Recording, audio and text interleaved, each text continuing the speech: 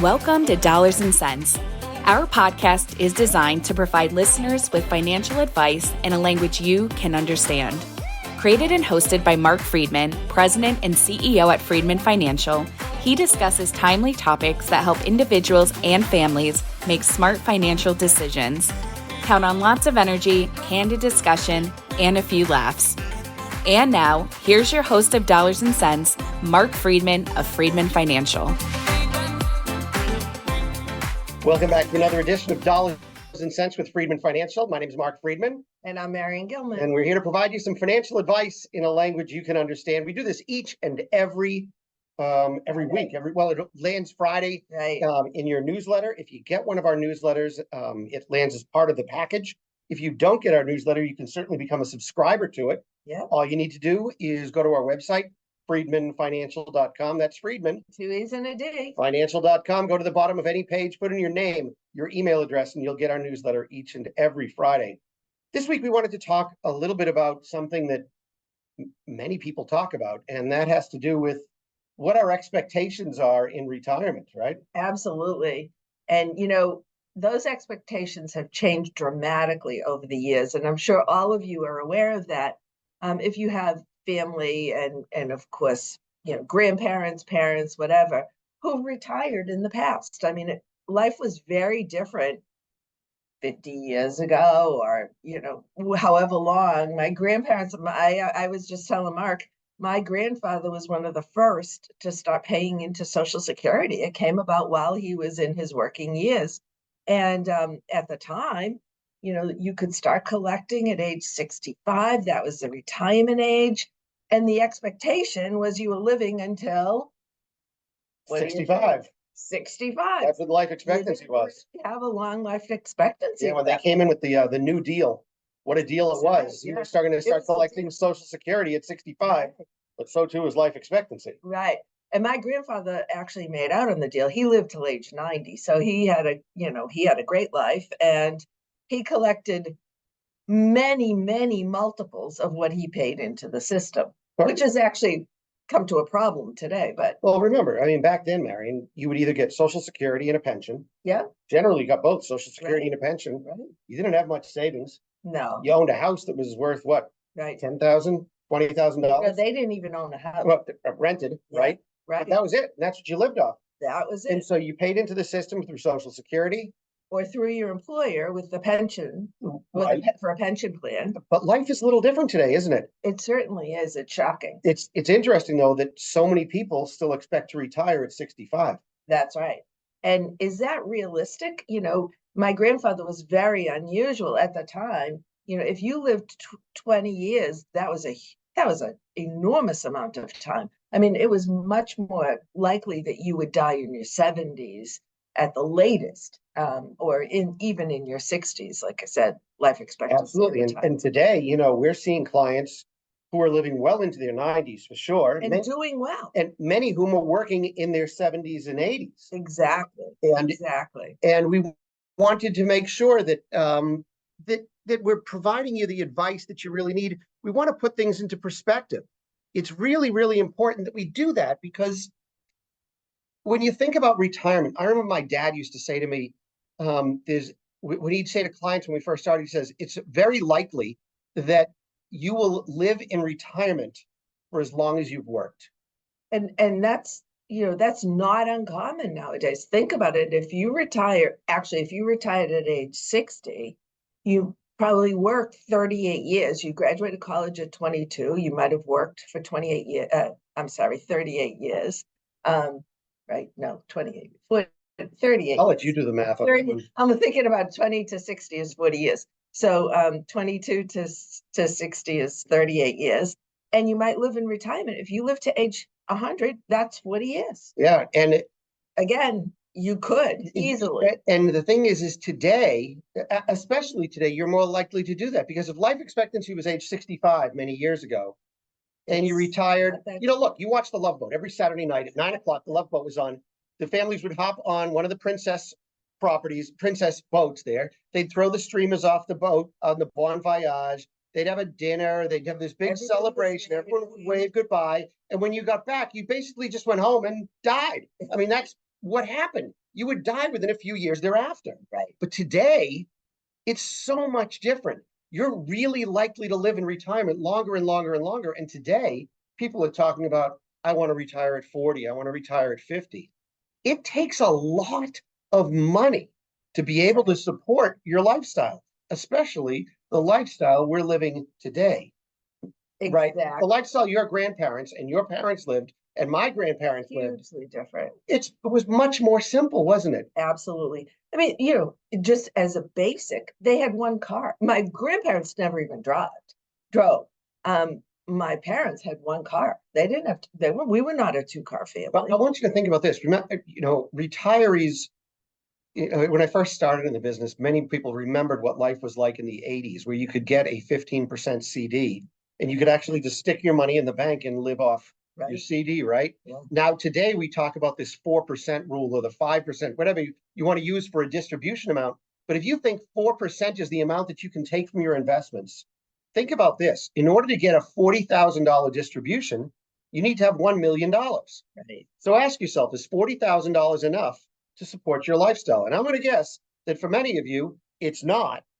But you might say, well, I've got Social Security coming to me too. And maybe Social Security will provide you another $40,000. So is $80,000. Not if you retired at age 40. Not if you retired at exactly. If you retire at age 40, you're in big trouble. And I think of one of the huge misconceptions with Social Security is they just take your highest earning 10 years or whatever it might be and send you a distribution based on that.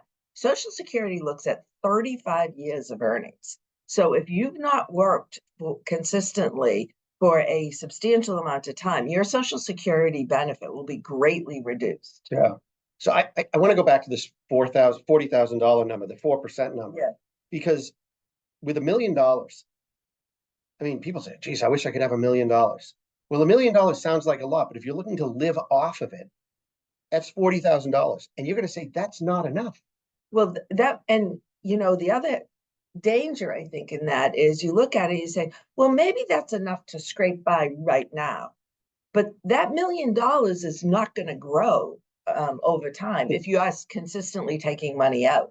That's right. And what happens with inflation 10 years down the road? Is 40,000 enough now? There's a lot of planning and a lot of numbers. And I think we just have to be realistic with ourselves in considering what are we going to do when we get to age 65? Does it really mean I'm going to stop working? And by the way, what made 65 that magic number? I mean, you're allowed to apply for Medicare at 65, right? Maybe you should be able to apply for Medicare at 70. God forbid I said that. I know I just shocked people. It's like, no, you couldn't do that. But why not?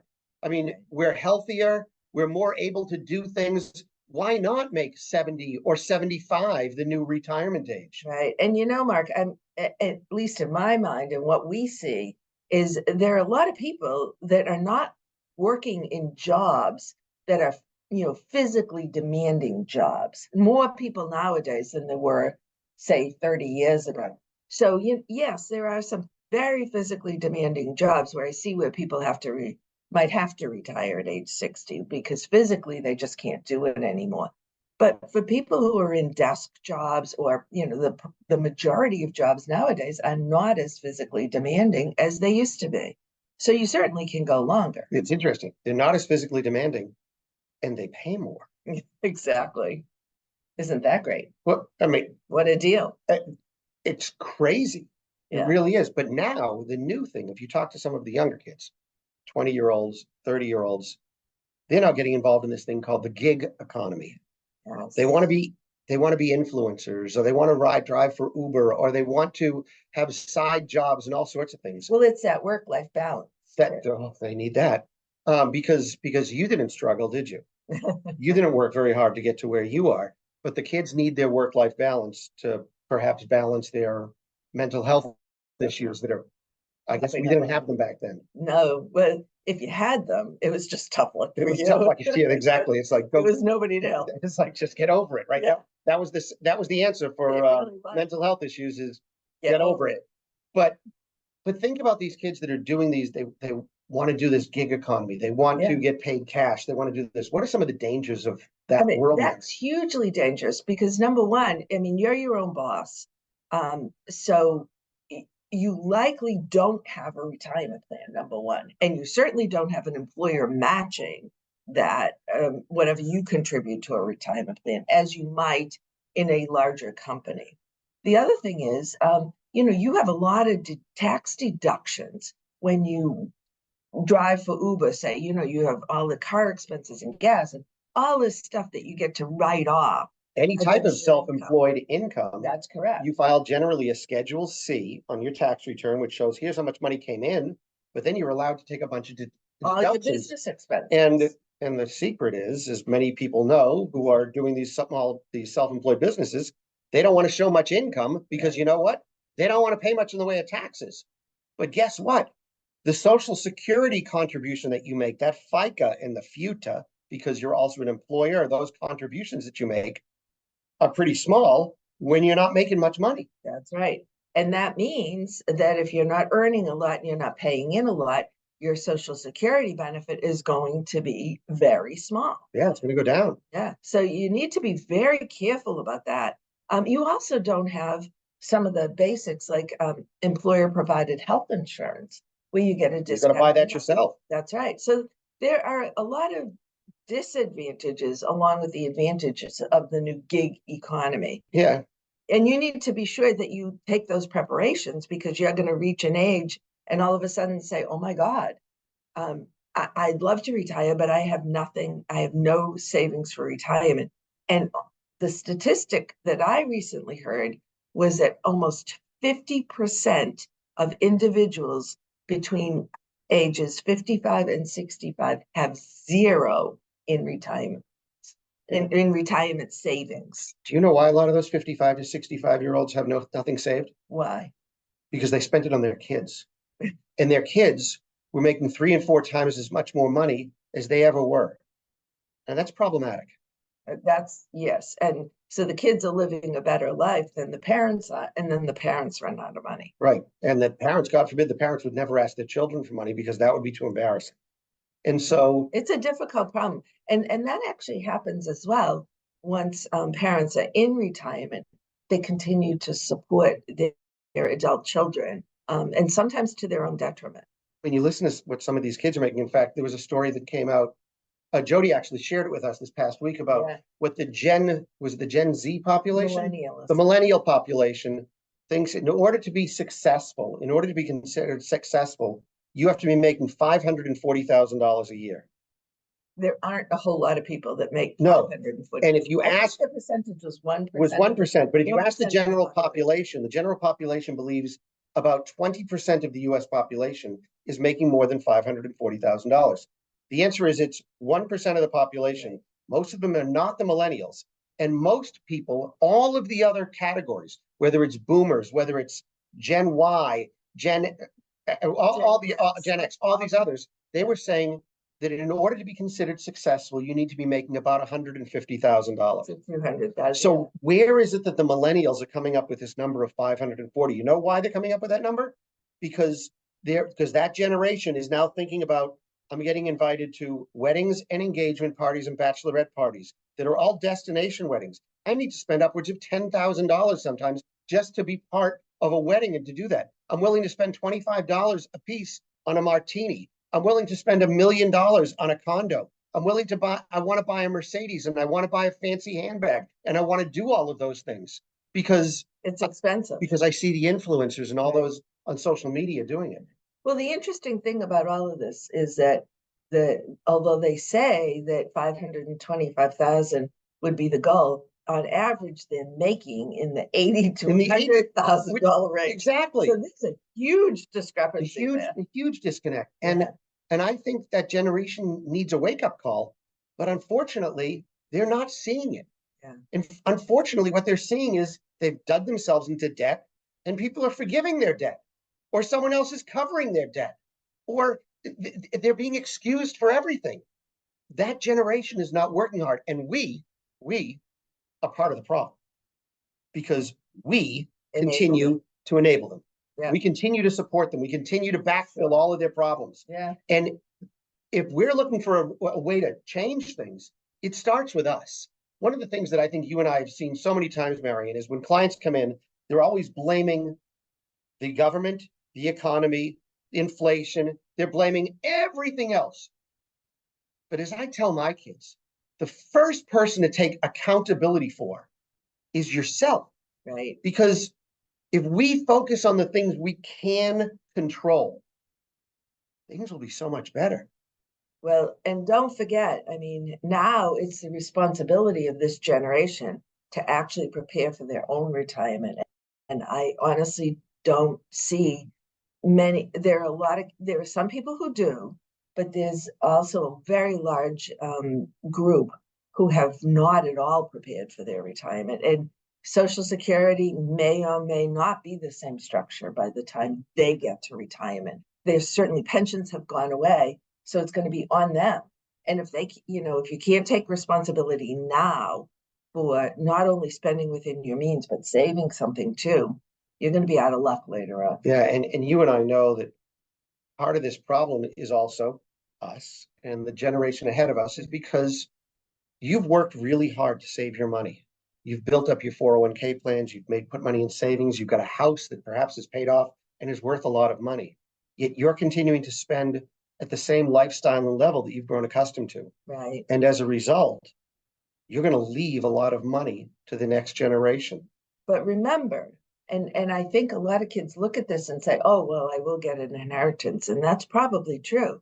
But that inheritance could be divided, in your case, 5 ways. Exactly. So it doesn't create the same lifestyle for each of the children as it has for you. Yeah, it's interesting when we get calls from children in their 50s and 60s who all of a sudden realize they haven't saved much for retirement. And they see how much mom and dad might have accumulated, but now they're worried that money may have to be used to pay for nursing care and home health care. And they're coming to us, not the parents. The kids are coming to us. How do we hide this money? And hiding the money is not something that we're in the business of doing. Oh, no, absolutely not in the least bit. I mean, remember, you worked hard for this money. It should take care of you in the style in which you want to live. So it's important to have more engaged conversations with your children. Yes. Bringing them into the loop, having a more engaged and much broader conversation with your financial advisors that you work with, because we're going to see the big picture. We have a lot of stories. You generally have one instance or maybe 2 instances in your life of understanding how this money thing worked. We see it happen in thousands of families and households, and it's time to have those conversations. And one other thing that we really need to point out, and I think we've discussed this many times, the children don't look at an inheritance the same way you look at that money, because you earned it and you saved it, so it means a lot. The kids look at it as it's found money. Yeah, and many times it's gone pretty quickly. So perhaps this conversation has gotten you to think, perhaps now's the time to have a serious conversation about my overall financial planning and investment management needs. If now is the time, I hope you'll give us a call. Phone number here is 978-531-8108. That's 978-531-8108. Or visit us on the web. You can find out all the information you want to know about our firm, who we work with, the costs involved, how we structure things, how we do planning, investing, all that stuff. Go to our website, freedmanfinancial.com. That's Freedman. 2 E's and a D. Financial.com. That's going to do it for us today. We'll be back again next week with more dollars and cents. You've been watching us right here on this podcast. Thanks for taking in some financial advice in a language you can understand. Have a great day. Have a great week. Bye. Bye-bye. During today's Dollars and Cents episode with Freedman Financial, your hosts may have discussed specific financial planning and investment ideas that are for general information only and not intended to provide specific advice or recommendations. Please remember that investing involves risk and may include loss of principal. Although the money market fund seeks to preserve the value of your investment at $1 per share, it is possible to lose money by investing in the fund. Always consult a certified financial planner professional, qualified attorney, or tax advisor prior to investing to determine what is appropriate for you. Securities and advisory services offered through LPL Financial, a registered investment advisor, member FINRA SIPC.